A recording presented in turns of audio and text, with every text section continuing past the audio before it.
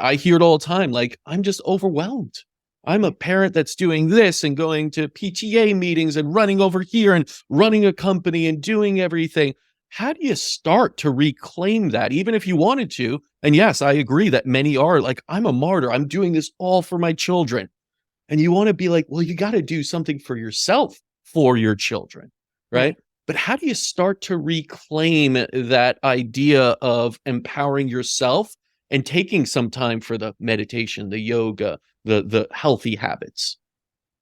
I think the only way to leave your comfort zone is to leave your comfort zone. Mm.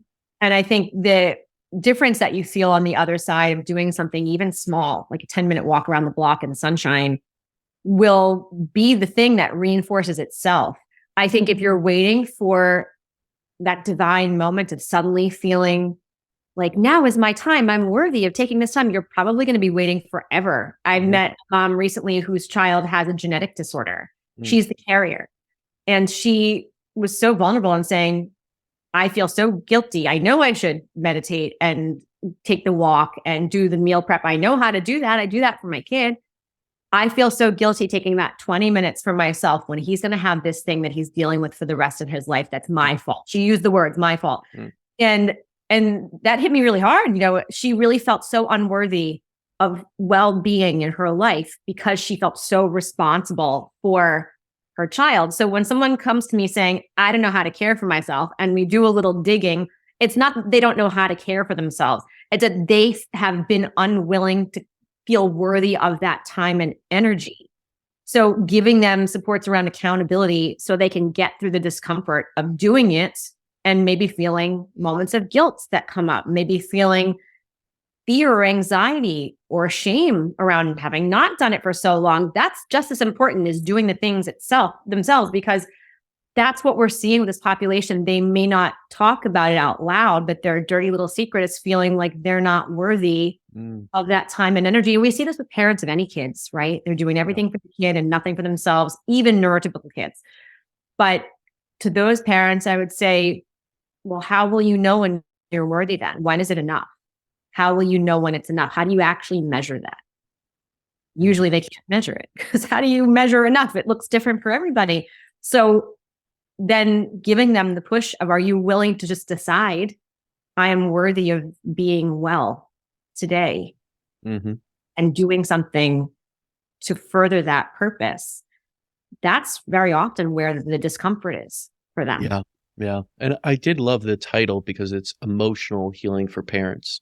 You could have went with just healing for parents, and healing, a lot of people think, is more on the physical level, right? And a lot of people think that's it. You just get to the gym a little bit, you know, eat a little cleaner, and that will be what I need to do to be a good parent that's showing they're healthy. But so much of it comes from the mental and emotional side, the psychological parts of it, right? And again, you're going to have a lot of different feelings when you have children that are going through this guilt, shame, you know, regret, anything of that nature, fear. What are the kind of first steps that you're giving to then look at those aspects and improve on it? Because, you know, it's easy to say we need to reclaim your time to get some meditation down, to do this, to take a few minutes, go for that walk. Absolutely. And that will show in the emotional. But a lot of this is sometimes trauma that we need to address, something a little bit deeper from our childhood, maybe sometimes. Right. What are you doing with with parents of that to start to move the ball on the emotional level?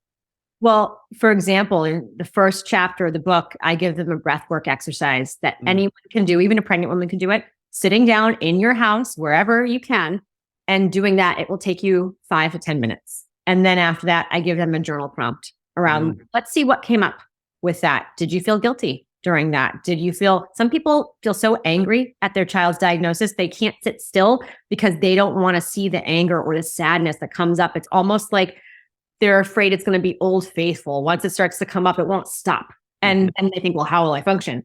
So giving them an outlet to move those emotions out in a way. And, you know, some people are journalers, some are not. Some people want to do an audio clip, you know, fine, just get it out.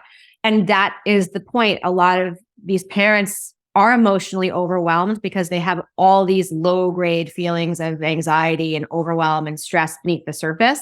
And going around and saying, I'm overwhelmed is easier than saying I'm sad. Mm-hmm.